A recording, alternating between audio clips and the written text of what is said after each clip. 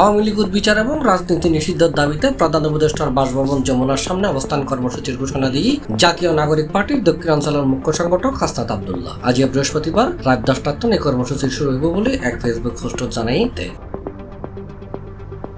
Facebook পোস্টত Hasnat Abdullah হই গণহত্যাকারী আওয়ামী লীগের বিচার নিশ্চিত এবং রাজনৈতিক কার্যক্রম নিষিদ্ধ সুস্পষ্ট রোডম্যাপ না হওয়া পর্যন্ত আজ রাত 10টার প্রধান উপদেষ্টার বাসভবন যমুনার সামনে অবস্থান কর্মসূচি চলিব।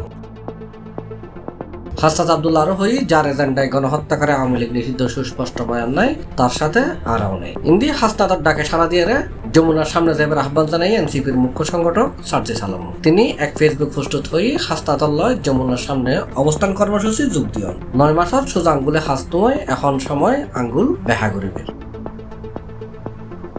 C+ TV Chittagong.